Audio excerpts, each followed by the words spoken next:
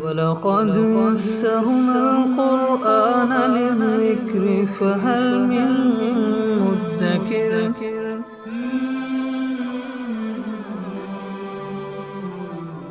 سورۃ البقرہ آیت نمبر 186۔ اعوذ باللہ من الشیطان الرجیم، بسم اللہ الرحمن الرحیم۔ وَإِذَا سَأَلَكَ عِبَادِي عَنِّي فَإِنِّي قَرِيبٌ أُجِيبُ دَعْوَةَ الدَّاعِ إِذَا دَعَانِ فَلْيَسْتَجِيبُوا لِي وَلْيُؤْمِنُوا بِي لَعَلَّهُمْ يَرْشُدُونَ۔ سابقہ آیات میں رمضان المبارک اور روزوں کا تذکرہ تھا، اور آگے بھی آیات کے اندر تذکرہ آئے گا روزوں کا اور اعتکاف کا۔ بیچ میں یہ ایک آیت مبارکہ آئی ہے کہ جس میں اللہ تعالیٰ نے بندے کی دعا کو قبول کرنے کا وعدہ فرمایا ہے، اور اس میں گویا کہ روزے کی جو مشقت ہے، روزے کی تکلیف ہے، اس کو ہلکا کرنا مقصود ہے کہ رمضان کے اندر یا روزوں کے اندر روزے کی مشقت تو انسان اٹھا رہا ہے، لیکن ساتھ یہ بھی تو دیکھے کہ اللہ کا کس قدر قرب اس کو حاصل ہو رہا ہے۔ اور یہ خیر دعا کی قبولیت والا معاملہ اور اللہ کا قریب ہونے والا معاملہ، یہ تو صرف رمضان کے ساتھ خاص ہے بھی نہیں۔ اللہ تعالیٰ تو ہر وقت ہی اپنے بندے کے قریب ہیں، اور جب بھی بندہ یقین کے ساتھ، اخلاص کے ساتھ اپنے اللہ سے دعا مانگتا ہے تو اللہ تعالیٰ دعا کو قبول فرماتے ہیں۔ لہذا ارشاد فرمایا وَإِذَا سَأَلَكَ عِبَادِي، جب آپ سے میرے بندے عنی میرے بارے میں پوچھیں، فَإِنِّي قریب، تو میں قریب ہی ہوں، دور نہیں ہوں۔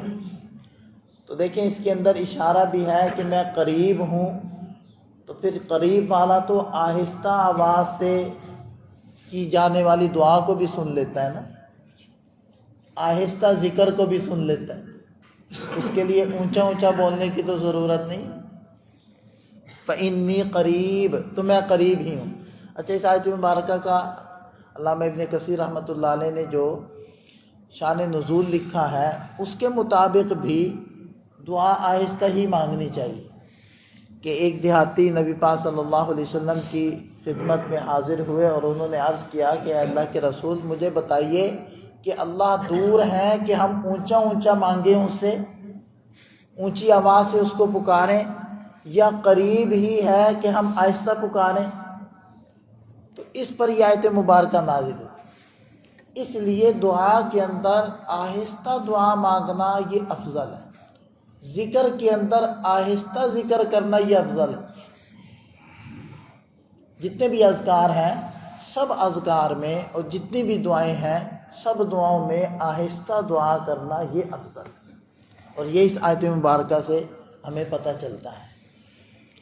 بقیہ نبی پاک صلی اللہ علیہ وسلم نے کبھی کبھی اونچی آواز سے بھی دعا کروائی تھی، تعلیم امت کے لیے، بتانے کے لیے، سکھانے کے لیے۔ تو بہرحال ارشاد فرمایا کہ جب میرے بندے میرے بارے میں آپ سے پوچھیں تو آپ بتلا دیجئے کہ فإنی قریب، کہ میں تو قریب ہی ہوں، اجیب دعوت الداعی اذا دعانی، کہ میں دعا مانگنے والے کی دعا کو قبول کرتا ہوں، اذا دعانی، جب وہ مجھ سے دعا مانگے۔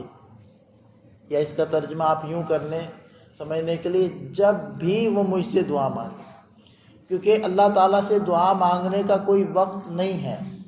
جب بھی مانگیں، رات کو مانگیں، دن کو مانگیں، اور اجالے میں مانگیں، آپ اندھیرے میں بیٹھ کر مانگیں، آپ سفر میں مانگیں، آپ حضر کے اندر مانگیں، آپ خوشی کے حالات میں مانگیں، آپ غم اور دکھ اور مصیبت میں پھنس کر اس سے مانگیں، ہر حالت میں اور ہر وقت قبول کرتا ہے، اور ہر زبان کو سمجھتا ہے۔ جس زبان میں مانگ لیں، عربی میں مانگیں تب وہ دعا قبول کرتا ہے، اردو میں مانگیں، پنجابی میں مانگیں، جس زبان میں مانگیں وہ اس نے پابندی نہیں لگائی، جس حالت میں مانگیں۔ آپ چل رہے ہیں دعا مانگ لیں، آپ بیٹھے ہیں دعا مانگ لیں، آپ باوضو ہیں، بے وضو ہے دعا مانگ لیں، آپ لیٹے ہوئے ہیں دعا مانگ لیں، دعا کسی بھی حالت میں آپ مانگ سکتے ہیں، اذا دعان نے اس کو بیان کر دیا۔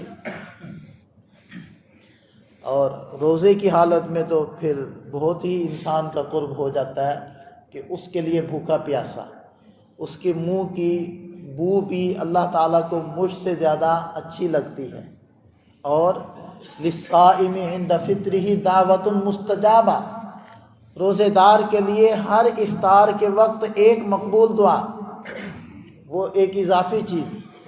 تو روزے میں تو پھر بندے کا بہت ہی قرب ہوتا ہے۔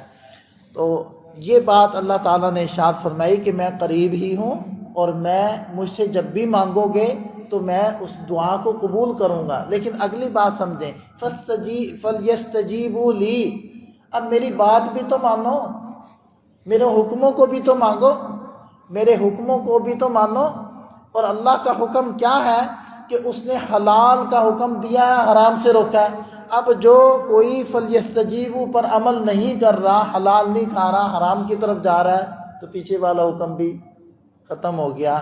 لہذا اللہ کے نبی صلی اللہ علیہ وسلم نے فرمایا، بہت سارے مسافر بکھرے بالوں والے، پراگندہ حال والے اپنے ہاتھ آسمان کی طرف بلند کر کے کہتے ہیں یا رب یا رب یا رب، لیکن مطعمہ حرام، مشربہ حرام، ملبسہ حرام، فانا یستجاب لہ، اس کا کھانا حرام، پینا حرام، لباس حرام، اس کی دعا کہاں قبول ہوگی؟ تو اللہ تعالیٰ نے فرمایا کہ میں دعا قبول کروں گا، لیکن فَلْيَسْتَجِيبُوا لِي، میری بھی تو بات مانو، وہ حلال میں رہو، حرام کی طرف مت جاؤ، وہ نیکی کی دعا مانگو، خیر کی دعا مانگو، شر کی نہ مانگو، تب قبول کروں گا۔ اور وَلْيُؤْمِنُوا بِي، اور مجھ پر ایمان بھی برقرار رکھو، لَعَلَّهُمْ يَرْشُدُونَ، تاکہ تم نیکی کی راہ پالو۔ تو یہ ہے اللہ تعالیٰ نے، دیکھیں بیچ میں کوئی واسطہ بھی نہیں ذکر کیا، اجیب دعوت الداعی اذا دعانی، میں دعا کرنے والے کی دعا کو قبول کر لوں گا جب بیچ کے اندر کون ہو، پیر صاحب ہو، بیچ کے اندر مفتی صاحب ہوں تب قبول کروں گا، بیچ کے اندر امام صاحب ہوں تب قبول کروں گا، بیچ میں پنڈت ہو تب کروں گا۔ نہیں، اللہ تعالیٰ نے کوئی رکاوٹ نہیں ڈالی، کوئی پردہ نہیں رکھا، کوئی واسطہ نہیں رکھا، ڈائریکٹلی فرما دیا اذا دعانی، جب مجھ سے مانگو گے میں کر لوں گا قبول۔ بس شرط یہ ہے کہ فَلْيَسْتَجِيبُوا لِي، میری باتوں کو ماننا ہے، جب میری باتوں کو مانو گے تو میں پھر تمہاری دعائیں قبول کروں گا۔ سادہ الفاظ میں یہ آپ مفہوم سمجھ لیں، ان تنصروا اللہ ینصرکم، تم اللہ کے دین کی مدد کرو گے تو پھر اللہ تمہاری مدد کرے گا۔ فاذکرونی اذکرکم، تم مجھے یاد کرو گے تو پھر میں تمہیں یاد کروں گا۔ یہ نہیں ہوگا کہ یک طرفہ کام ہو کہ تم تو میرے حکموں سے منہ موڑ کر چلو، تم تو بیزاری کا اظہار کرو، تمہیں تو اچھا نہ لگے کسی بات کو ماننا، اور مجھ سے یہ امید رکھو کہ میں تمہاری دعائیں قبول کرتا رہوں گا۔ ایسا نہیں، تمہیں سب سے پہلے میری اطاعت کرنی پڑے گی، میرا شکر کرو گے تو میں قدردانی کروں، گناہ کر لو گے، توبہ کر لو گے تو پھر میری رحمت متوجہ ہو جائے گی، لیکن پھر گناہ کرو گے تو پھر میری رحمت سے تم کٹ جاؤ گے، لیکن پھر توبہ کرو گے پھر میری رحمت متوجہ ہو جائے گی۔ تو بندے کو متوجہ ہونا، بندے کا رب کی طرف جانا، بندے کا ہاتھ اٹھانا اور بندے کا اطاعت میں اپنے کو لگانا، یہ ضروری۔